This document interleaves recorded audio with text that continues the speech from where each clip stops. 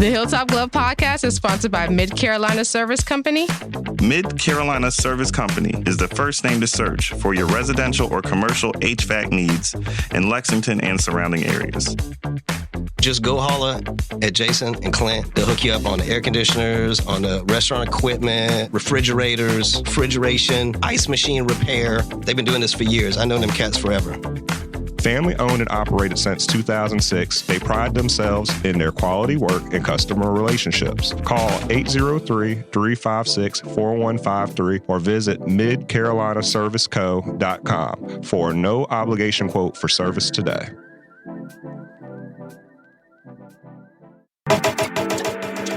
The Hilltop Glove Podcast is sponsored by True Brilliance Entertainment. True Brilliance is a production, promotions, and management company dedicated to connecting artists and producers across the Carolinas to music industry professionals. Several of their clients have placements both domestic and internationally as a result of their services. Are you an artist or producer looking to build meaningful relationships within the music industry? Then True Brilliance is for you. Check them out at paramilitary.com. That's spelled P-A-I-R-A military.com. This episode of the Hilltop Glove Podcast is sponsored by Bob's. Bob's is a Columbia-based retailer of over 100 Black-owned products from 20 Black-owned businesses. Bob's offers a wide range of items from household cleaning, cosmetics, and everything in between. With every visit to Bob's, you support Black-owned businesses, giving them the opportunity to grow and establish connections with our community. Bob's is located inside the Noma warehouse at 2222 Sumter Street in Columbia, South Carolina. Visit their website, weshopbobs.com, for in-store pickup or to find out more.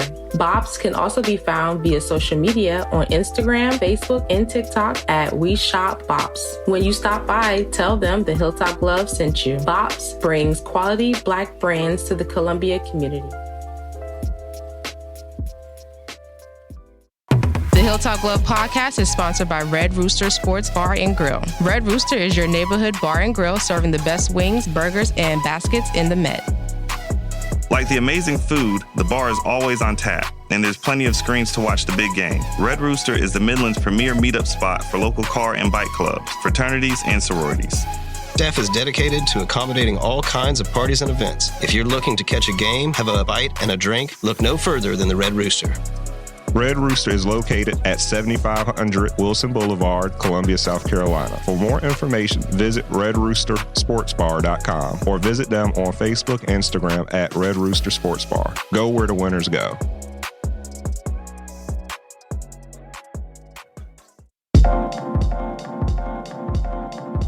Welcome to the Hilltop Glove Podcast. Welcome to the Hilltop Glove Podcast. Welcome to the Hilltop Glove Podcast. Welcome to the Hilltop Glove Podcast.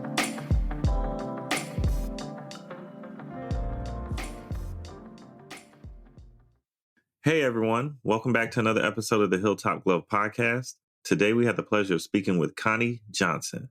Connie is an author, healer, storyteller, and entrepreneur. Raised in Orangeburg, South Carolina, she received her Bachelor's of Art in Child and Family Studies in 2009 from Columbia College, followed by her Master's of Arts in Social Justice and Community Development from Loyola University in Chicago. After being diagnosed with HIV/AIDS in 2002, as well as an offspring of someone suffering from it, she has since then become an advocate by honoring her mother's legacy. Her work is specifically geared towards women living with HIV and AIDS that are mothers or grandmothers doing their best to maintain their health and care for the needs of those that they are responsible for. In 2015, she became a first-time author of Beyond Measure, an autobiographical book depicting the lives of 8 amazing Kenyan women living positively with HIV/AIDS. Each story is uniquely compelling and celebrates the transformative power of compassion and community. Her mission is to help women tell their stories, their way, and use their voices to advocate for themselves and their communities. This book is a testament that every story is valid, every life matters, and that each of us was born with the potential to become powerful beyond measure. She is currently writing her second memoir titled Survivor Song and recording her first original musical project.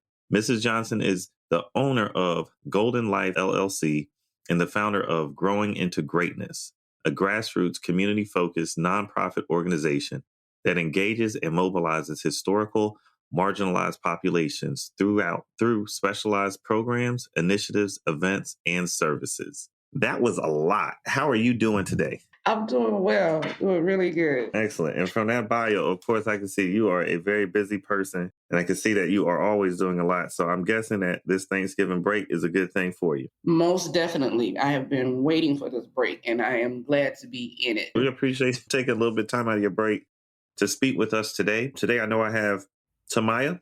Yes. Hey, y'all. And Mike with me. What up, what up? So we look forward to having a good conversation today. And as always, the first thing we always like our guests to do for our audience is just tell them a little bit more about yourself, your childhood, what it was like being raised in Orangeburg, and who or what helped to influence you growing up. So first of all, thank you for having me. And I love the podcast, so I'm honored to be a guest. So growing up in Orangeburg I had a good childhood for the most part. I grew up within the same block of SC State and Claflin. So I was surrounded by HBCU. So although I attended a HBCU later in life, like that culture has always been around me. And that expectation of excellence, that expectation of learning has always been ingrained. My mother and father, when my mother went to Claflin, my father went to State. My grandparents, one went to Claflin, one went to State. So it's like this family legacy kind of thing. But on the other side of that, growing up in Orangeburg, there was also like a tight village. So I'm a church kid. And so a lot of my village was very much so involved in the community. My pastor was disciplinarian in my middle school. So I saw him all week, and then I saw him on Sundays too. So I couldn't get away with anything. A lot of my teachers also went to my church. And so there was this tight-knit kind of community where I knew for the most part that I was going to be safe.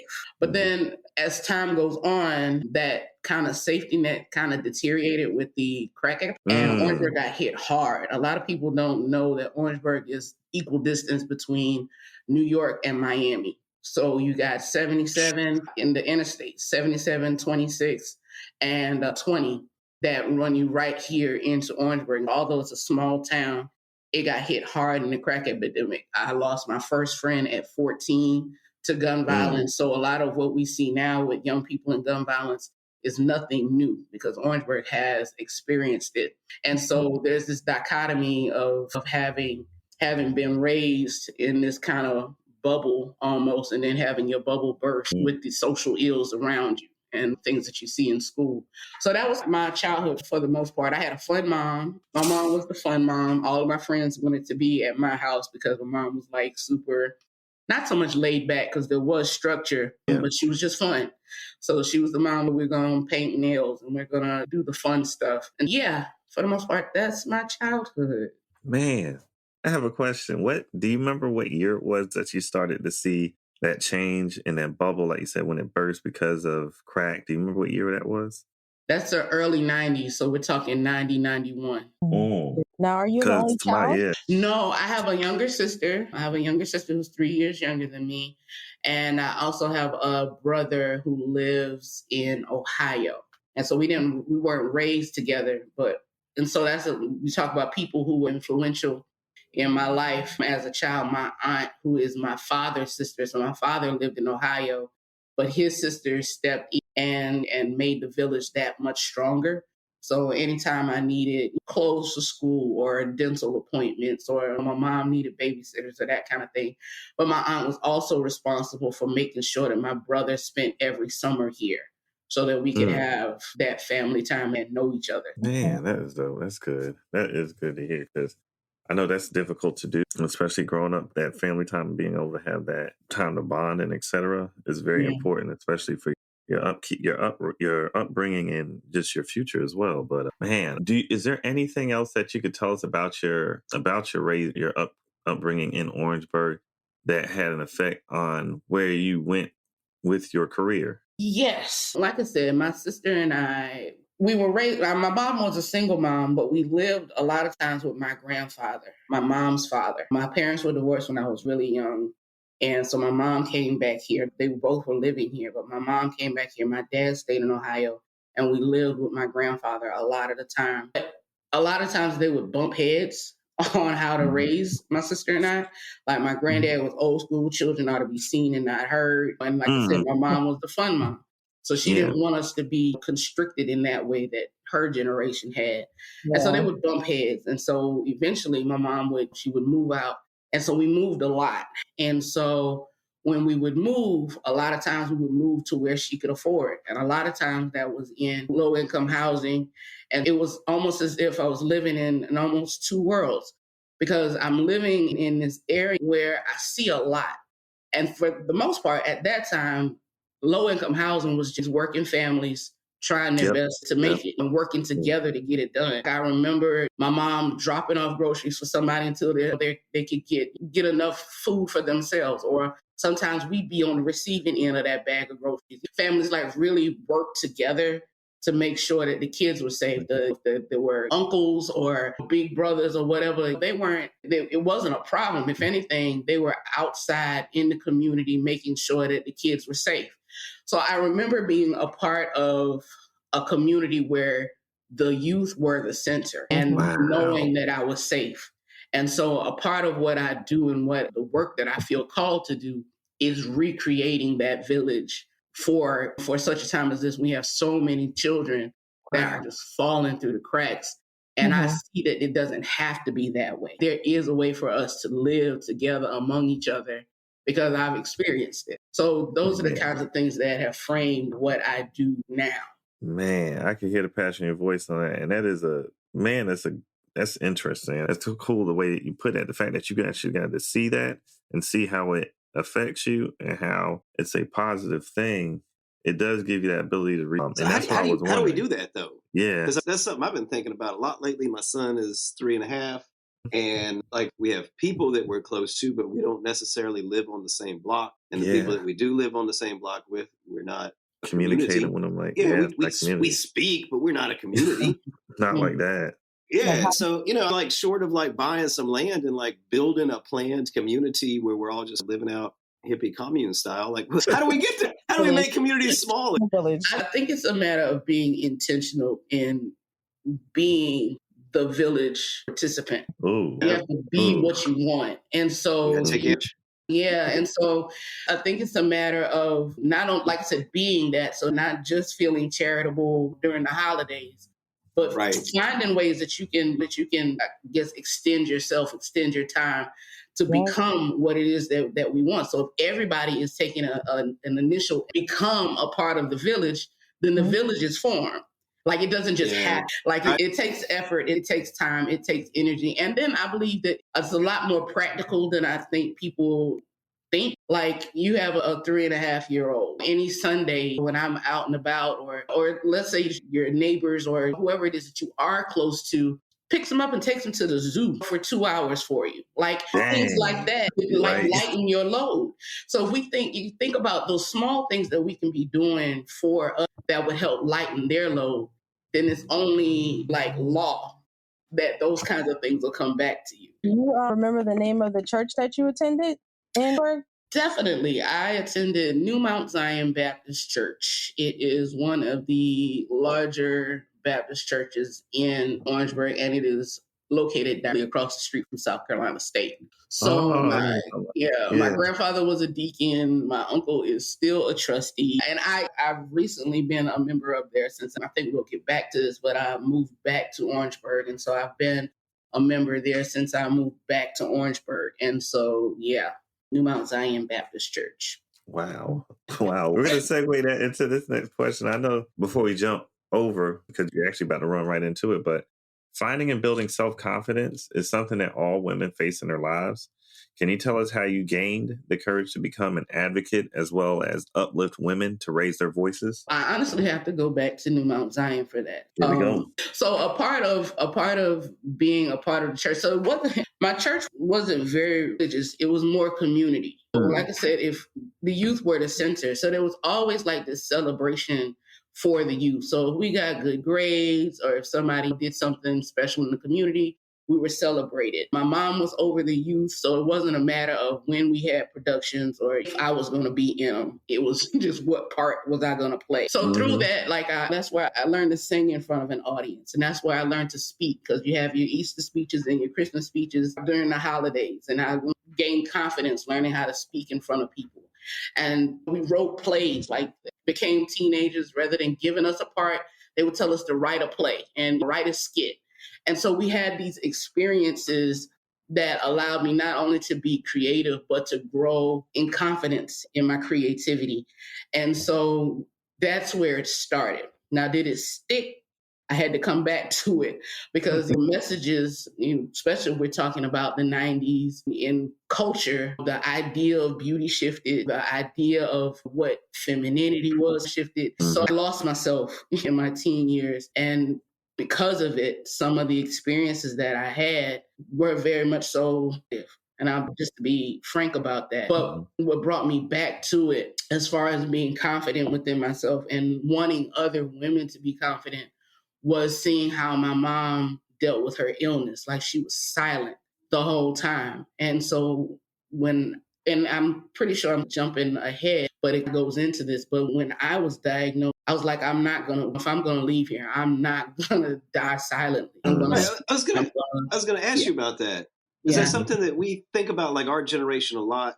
Any kind of illness, mental health, whatever, do we talk about it? Because the previous generation, it was like you show strength by not saying anything, whatever see that is messing with you at all. But I almost feel like with kids particular, like they need to see examples of, they really going through it. Yeah, it's the only way that somebody knows that they can come out of it is if they know what you're going through. And so nobody knew what my mom was going through. So like us talk about how strong that village was, even though the village was strong and she trusted them with her children, she didn't trust them with her secret. That is wild. And so, but the 90s was a whole other mentality around HIV. It was. It definitely was. Young folks nowadays, they don't realize it was a totally different perception. They were pushing Magic out of the NBA. Yeah. Yo, I know. Right. Everybody was scared he was going to get punched in the nose on the court. And that was going to be like a mass infection thing. Like we had no idea. Karl Malone, one of Kevin's favorite players of all time, didn't even want to get on the court with him. That's right. That's right. To the point where it was like levels of bigotry involved in it. And it was just like, yo, dude, like that's not even you. And anytime there's some science that somebody can latch onto and be like, hey, here is the evidence for why I should be you know what I'm saying? Exactly. That's when we really get weird. Yeah. So I want to know, what was everybody's response when you decided to tell other people about? I got outed by a newspaper reporter. Oh my. I did my first World AIDS Day program as a keynote speaker in 2009, little tiny church in the outskirts of Orangeburg. And I told my story, answered some questions. It was my first time out. And I was approached by a newspaper reporter and they asked, I loved your story. Can I please share it? Do you mind if I do a special story on you for the newspaper for World AIDS Day? And I'm like, yeah, sure. Here's my number. I'm thinking we're going to do an interview similar to this. So I get to cherry pick or pick and choose what parts of the story I get to tell. And lo and behold, the next day, Sunday paper, I'm on the front page. Wow. What was that like for you? Like, I initially went into panic mode. Like, my first thought was, I need to get to my sister. Like, because this is not just my life. This is our life. And so I gave her the spiel. Look, I didn't do this on purpose, but it's out. And here we are. But what it also did was it almost ripped the Band-Aid off. Yeah. For me to be able to tell the story even that much more, because a lot of the response that I got was of encouragement. I didn't know that's what you guys were going through. You're so brave. You're so courageous. So, say it again. What year was this? This is 2009. Okay. We're in a little bit smarter of a headspace as a community, but we're in the South. Trust me. Your mind is just like, we're still in the 70s. Before, your larger cities, they're kind of grappling with what's happening. But we're still in the South, and it could go anyway. It could really go either way. But yeah, that's how it got out. A lot of my family members were not happy about the fact that it came out, and it honestly it severed some family because of that generation that secrets are for family. Yeah. What goes on in this house stays in this house. And I was just like, I didn't need to put it out of the house, but it's out. Because it wasn't just on you, it was your mom. It wasn't just me. It was about, and so a lot of times when I know that I'm doing this for us, like I'm able to speak the words that she couldn't. I'm able now and strong enough to be able to tell the truth that she couldn't. And like I said, she was the fun person. She was the community person. Like she would take in young moms all the time. And so that also informs me when it comes to women living with HIV who are mothers. So it's an extension of who she was. Yeah. Yeah, that goes right into like our next question. Like many people born in small towns, venturing off to pursue their dreams and aspirations, you begin to see how powerful you are in new environments. So can you tell us a little bit about your journey to Kenya, as well as what made you return to South Carolina? Yeah. After my mom passed, I moved to Colombia. And I lived there for about 12, 13 years. But while I was there, I started working in after school care and I loved it. Like I loved working with kids. I didn't want to be a teacher, but I loved working with kids. And I noticed that a lot of the kids that I was working with were like living in very poor housing conditions. A lot of them could not read on grade level, and a lot of them had poor health. And I was like, this cannot be a coincidence. Like within those 12 years, I worked with about 1,000 families, had the same issues. And I'm like, there's no way that this is a coincidence. And so I got my bachelor's degree in 2009. And one of the programs that I was at, they lost their funding. And so it meant that I was out of a job. And so I was like, okay, so what do I do next? And like I said, I was steeped in this thing of education and learning and that kind of thing. And so I was okay, I'll go in and get a master's. What do I get it in? And I started looking at social justice programs. Like I did want to do social work. I felt like that wouldn't lead me to like the causes of what I was seeing. Like I said, I didn't want to be a teacher. And so I started looking up social justice programs. And there was one in Chicago, one in Arizona. I chose to look at the one in Chicago and was accepted to Loyola. And once I got to Chicago, I was given this opportunity to apply all of these kind of theories and frameworks to whatever issues I saw fit. And so I studied the education system, so education inequality. I studied racial inequality, particularly in America. And I was able to study Black women and HIV and get into the core of why these things were happening in certain areas among certain populations. There was a elective course called the Kenya Immersion course. And I saw it and I was like, I gotta go. I just have to go. And so what we did was we studied social justice issues that impact both America and Kenya. And we went to go and look at how Kenyans deal with certain social justice issues. I chose women in HIV. And so we went to several HIV/AIDS co-ops while we were there. This is in 2012. And there was one that stuck out in particular, and it was called Living Positive Kenya. And it wasn't just about making sure women had their medicine and they go to work, they go to the doctor and that kind of thing. Like the person who founded this organization, her name is Mary Wandiri, and she really wanted these women to live. And it was the first time, because in an American context, when you're diagnosed, for the most part, you're gonna get connected to medical. If you need it, you get connected to some sort of mental health care, maybe some substance abuse program or something like that. But for the most part, it was just support groups. You start off in these support groups, and they're helpful when you're first diagnosed. But as you continue to progress in your diagnosis, like you need more support. And so that's what Mary did in her program. Like I said, it was called Living Positive Kenya. And she was creating entrepreneurs of these women who literally had nothing when they came to her.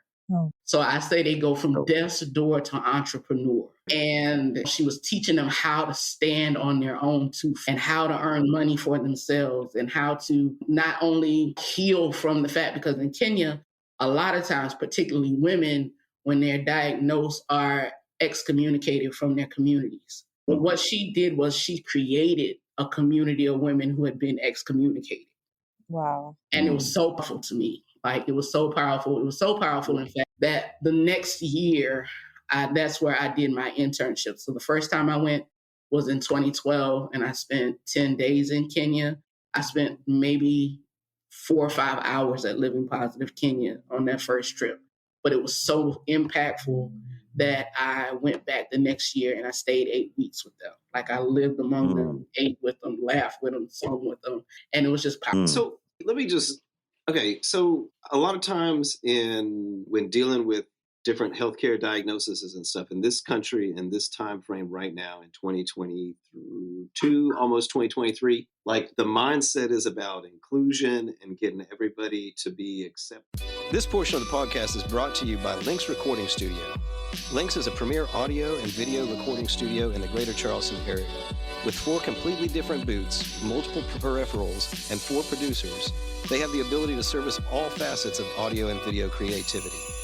If you need to record a song, a podcast, create a demo, or even take headshots and complete drops for a Hollywood film, we've done it. Call us at 843-879-9386 or search us online at lynxrecordingstudios.com. That's LYNX recordingstudios.com. Side of general society. And it sounds like this program is the exact opposite of that. But for the individuals that are going through this, having a like separate community, you see what I don't have the words to quite get there exactly, but it's from a Western perspective, it would be like a step backward in social. It seems like they would be excluding themselves from right. the main But rather community. than trying to fix society and make everybody accepted in society, which might take 2-3 generations, now you have your own community that you can go and be accepted in and not have to deal with these shenanigans that's happening out there. Is that? Yeah. So I think that goes back to what I was talking about when I was saying it being intentional about being a part of the Right. It happened because that's what she set out to do. Yeah. She started out as a social worker, and usually by the time she would get to a child, because in Kenya, social worker means take children. And so by the time she would get to these children, the mothers would be dead. So she's going to pick up orphans, basically. Oh my Lord, right. I get you. Okay. So she's they're outcasts, and then what do you do? And so you see. So what there has to be another way for me to do this work for a woman gets to a point where she's dead and leaving behind children. She came up, her motto is healthy children start with healthy mothers. Yeah. Thank you. Oh, my Lord. Yeah, it's really like simple but practical thinking. She started out with going through, because then here we call it the projects, in Kenya they're called slums. So she would go through the slums and give food. So she started cooking and feeding the women. And women would slowly, because they're living in secret because they've been excommunicated, they're slowly opening their doors because they need food, or they're slowly opening their door because they need medicine. And so she's able to pray with them and do this kind of thing. And she says, okay, I'm going to start a support group. 5 women show up the first group. By the end of the month, there were 45 women. So this community formed itself. Yeah. It was needed. That's what happens when the need is there. Yeah.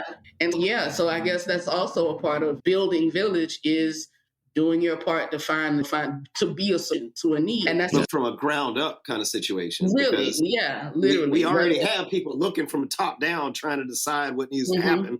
Sometimes most of the time, we just have to have folk actually helping people get what they need on a real ground grassroots level. Right. Yeah. Just talking to people and listening to what they say. And you said this was around 2012 at this point? This is 2012. Yeah, when I'm there. Okay. Yeah.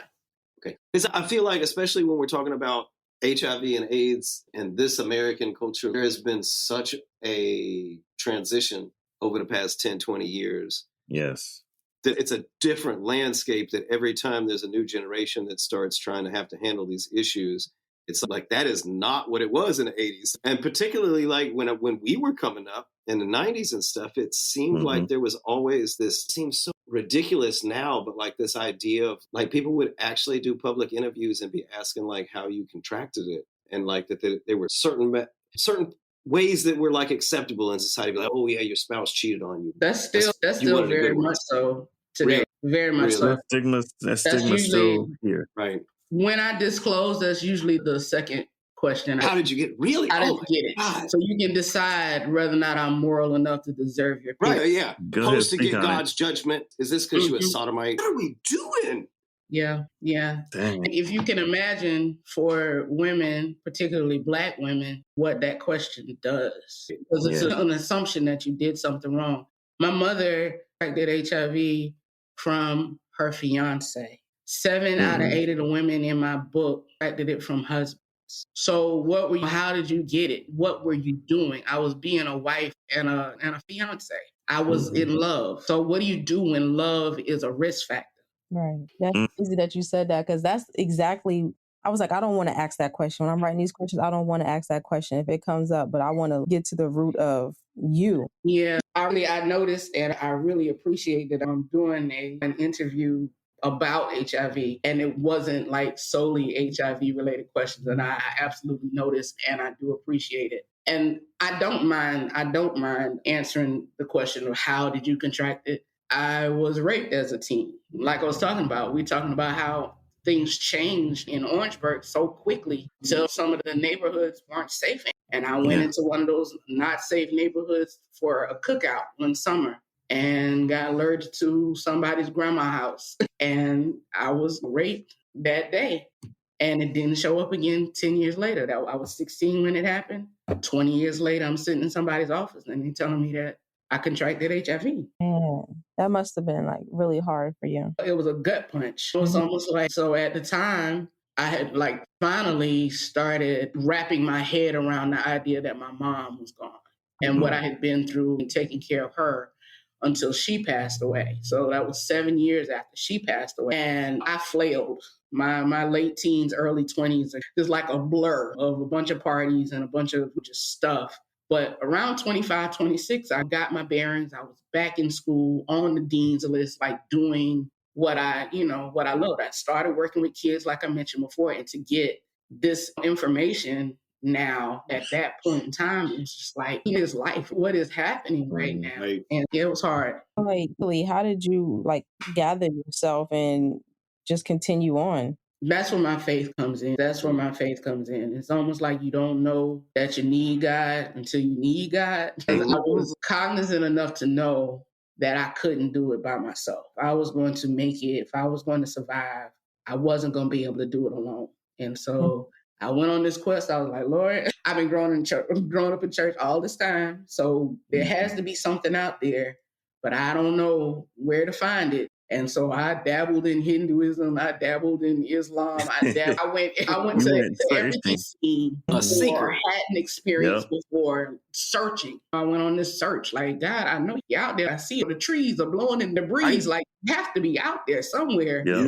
And so, without God, without knowing that his love is real and that he is awful and all-knowing, I would not be here.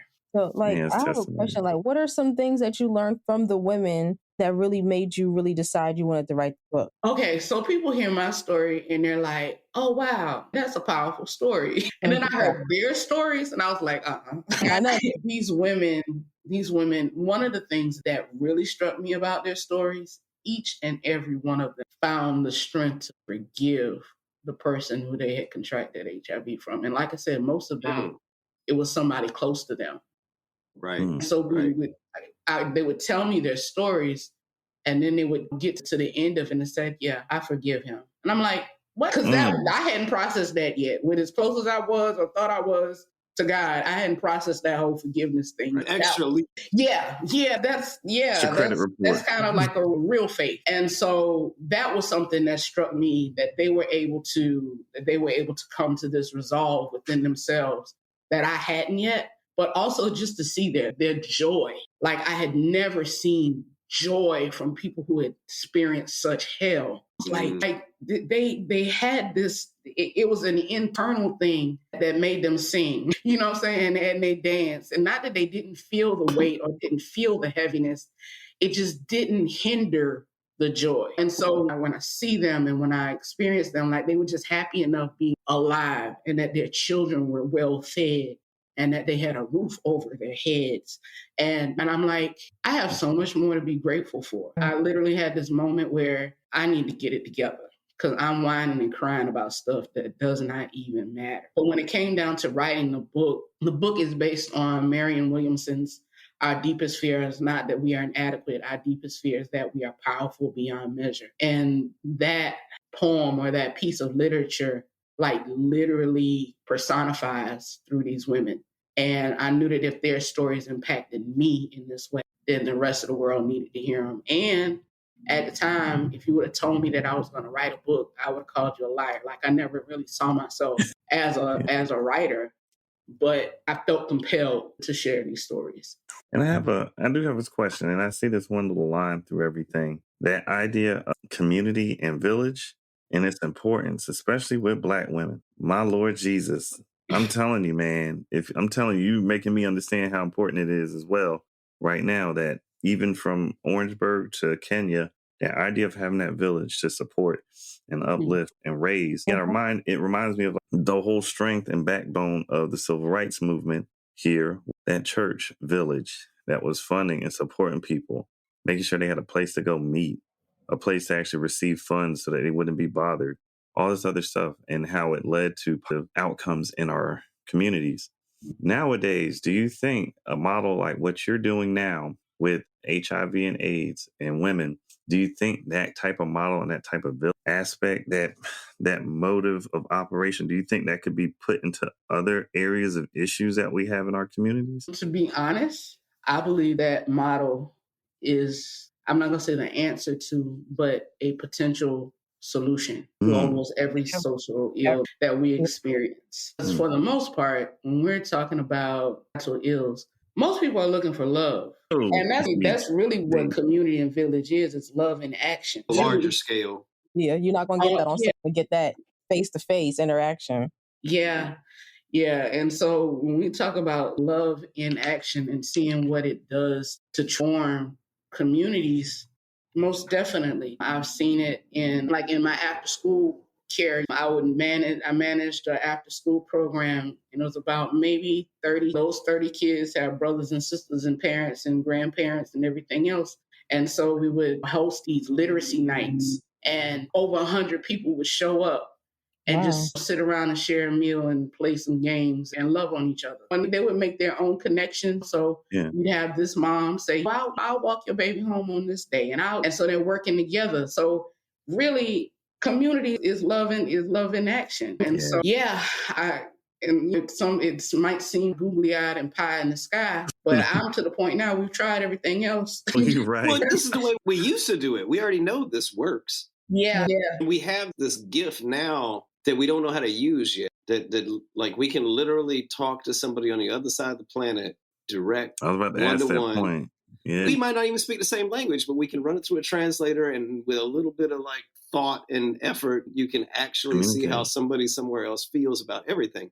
And so we're creating this bigger, larger global community, but at the same time, international community. Like there's all these different levels of community, but at the same time, like that people. Yeah, but how do you get that? How do you get that loving on you type? You feeling? have to be in person. Like I live and work on the internet, so I'm not hating on internet communities. There's a lot of intellectual exchange that can happen there, but you got to be in the same room as somebody to really have that human, energetic connection. The aesthetic experience. What community were you in when you were in Colombia teaching the kids? Where you at? What's that town? So I lived a lot of times when I was there. I lived on Garner's Ferry. Okay. I lived out that way, and but I worked. So my work was in Allen Benedict Court, Gonzalez Gardens. Wow. And the last program that I was working with was in the area where Columbia College is. What's the name of that area? Oh, yeah. North Main. The North Main area. So that's where I was doing this work. And so you're talking about people who literally are on the outskirts of the margins. You know what I mean? Literally on the outskirts. Literally on the margins. So we came. And I don't know if you were aware of the Columbia situation, but they didn't remove several of those housing projects. Yeah, and developments are no longer there. Yeah. They moved everybody out to the counties, which changes the voting districts. We in kind of an election mode right now, but that's something that I think about a lot because South Carolina is one of the most gerrymandered states in the nation. And we really, to the point where when you move people from the inside of the Columbia city limits to the outside of Columbia city limits in the county, you're purposefully changing the voting dynamics. Flipping the district without having And the idea is not to win everything for one thing. It's for you to go to vote and feel like the person you voted for won. So then democracy is working. So we end up in these situations where like downtown Charleston Peninsula and me have the same voting representatives because they have this district that goes, but I'll drive across the bridge from Charleston to Mount Pleasant and it's a totally different representative because that's the white side of town and they are not going to lose when they go to the voting booth. They're going to make sure that the person they vote for wins. Like that's, anyway, sorry. Tangent. No, you'd be surprised. You'd be surprised how that's happening here in Orangeburg. That's happening. In Orangeburg too? Right here in Orangeburg, like where the lines are being redrawn almost every election, be able to maneuver and get the votes to go a certain way. And yeah. You feel like the person you voted for won. That's what they want. Everybody, the person I voted for won. They won. Yeah. And then the district itself, like the person who does win, there's no incentive for them to try to un-gerrymander that because they're winning under that. And their district would be competitive. They might lose. Yep. They fall back in the shadows. No, but man, shoot. I'm telling you, no, but it does affect. It affects how everything works, including what we're talking about with these villages and their ability to be impactful. You're going to run into the problem of sometimes you need government assistance, funds from the government that should be earmarked or given out in certain grants for you to assist in what you do because they're for the community. It's for the community. They're for you. It's your money. Yeah, exactly. And they're taking it from you anyway, whatever you do or not. They're taking the taxes. They're taking that money. And with what you saw in Kenya, did they have an amount of government assistance to help with the program that she was running? So I have one thing I wanted to add about what happens when villages not only have love in action, but you become power. Go ahead. So imagine what happens when these same 100 people come together for meals and decide I'm going to walk your child to the school bus or whatever. And they're introduced to these issues that are happening around them that impact how funding is distributed within their community. And we all show up at the city council meeting. And we all show up at the polls. And we all show up with our own candidate and support that candidate. Tough. What happens when that happens? We get to change. You use the rules of the game to shift it. So the same way that they've been using the same rules to do what they do, we have the power to be able to do the same thing, to raise up a candidate and support it. Yeah. That's what they used to do. That's what they used to do back in the day. Yeah. Through the village system. Yeah. We could do that through the village system. And I don't know how many candidates showed up on all of y'all's ballots that were running unopposed for different positions. Every time I see that, I sit there and I go, what? People don't know. They don't tell anybody about those seats. And we could, like she said, we could find our own person that we wanted. 5,000 signatures you own. That's it. And put them in there and be like, hey, we're running you. Why? Because this person is running unopposed. They don't do anything for us. They don't help us. We're going to tell you exactly what we want you to do. We'll get the votes because it doesn't change anything. It just helps you out. Like, I love that idea. This village thing is making me excited today. All right. So one thing keeps on coming up is community meals. And it sounds like that's how we really, get them together. Really want to do the village thing. It's always been community meal. Unify. Yeah. And so it gives everybody an opportunity to do something. You know what I mean? So that's true. You got a group of young men that really are flailing, don't have anything to do. They're setting up tables and chairs. You got the young girls who are putting napkins and forks on the table and getting things prepared. You got older women who are in the kitchen, but they're teaching some of these younger mothers how to cook because that's a major. Young women don't know how to cook. You got somebody else who can take all the babies and they off in their own room and they're playing and doing their own thing and learning their ABCs. Like, it plays a role. Everybody has a role to play, and that was one of the frameworks that I learned at Loyola. It's called Asset-Based Community Development, ABC.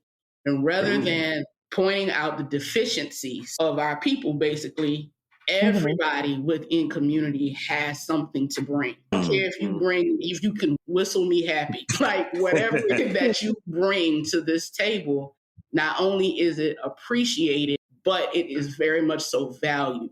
And so that's another thing. People do not feel valued, especially if you are living on the margins. Yeah. And so I honestly believe that the people who have been deemed the problem are the actual solution. The younger generation. Of course. Yeah. Dang, that's strong words. I like that. I like them strong words. Yeah. Because there are solutions to these things. And this is why I always like having these types of discussions where we actually dialogue it, because you're going to come to a solution. And it's nice hearing these solutions and that positivity. And the positivity allows you to be stronger. It gives you a will to push on and move forward despite the craziness that we see out here. So I always like to hear that type of stuff. So that's a great answer. You actually answered the question. Right. Very well. We've been doing this a long time. Know about your memoir, Survivor Song. So what can we expect from that? Oh, so Survivor Song is the memoir. It is forthcoming. I'll be honest, it's the hardest project I've ever been thinking about. It's been a thought for a very long time, but because I have to relive and I have to revisit some really dark places to write it. However, I am feeling stronger than ever, and I am able to write. So we are looking at spring 2023 for that release. Yeah. Dope. Super dope. And what about you also have a musical project? Yeah. So I'm working on an EP. I am a singer-songwriter and a poet. And so, that's like Kevin was telling me about you. He's like, yeah, she does poetry, does spoken word. And he was letting me read your book. And I was like, oh, for real? I want to see what tune she making. Yeah. So what the ultimate goal is for that project and the book to be a combo. Smart. So you can get the book and the EP together, because I want the EP to actually tell the story, but musically and poetically. Yeah. Smart. Love it.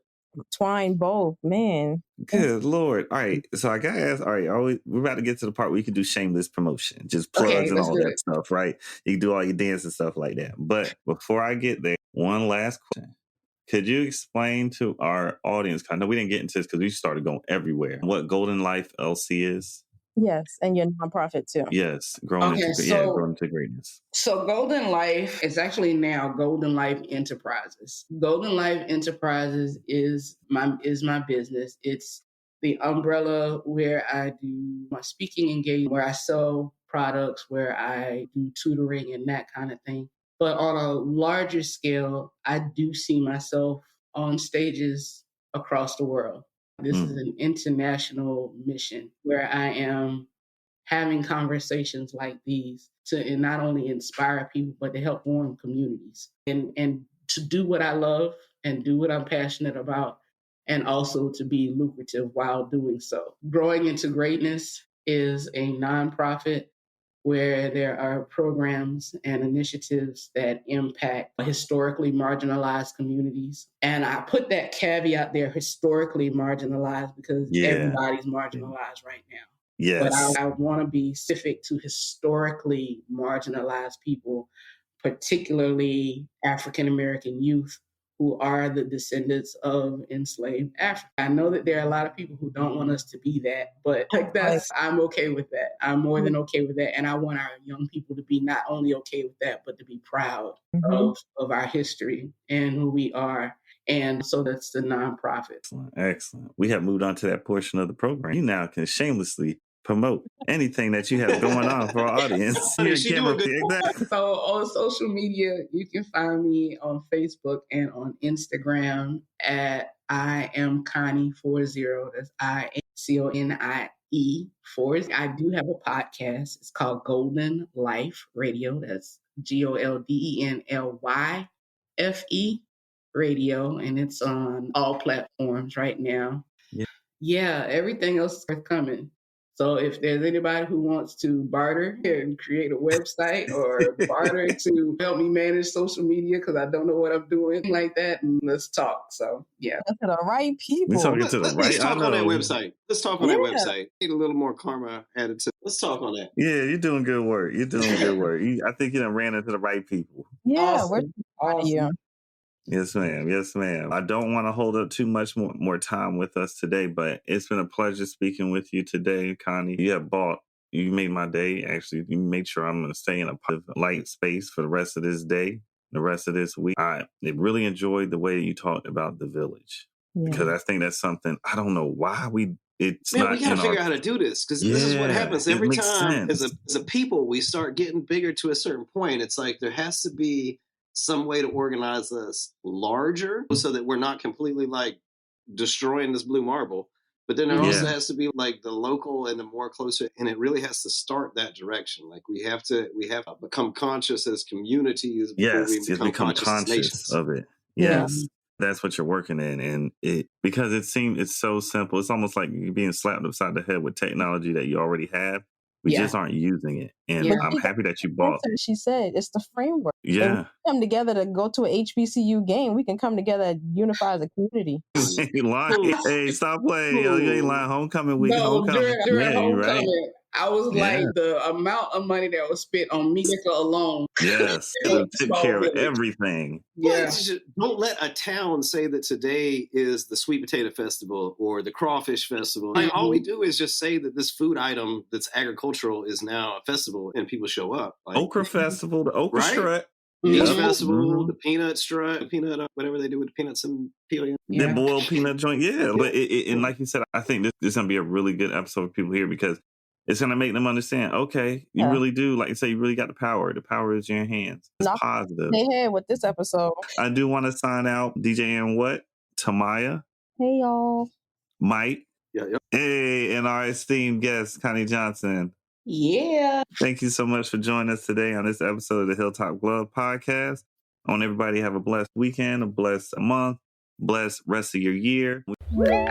That's it for today's episode of the Hilltop Glove Podcast. Make sure to subscribe to us on Apple Podcasts, Google Podcasts, and other platforms. Also follow us on Instagram and Facebook at Hilltop Glove.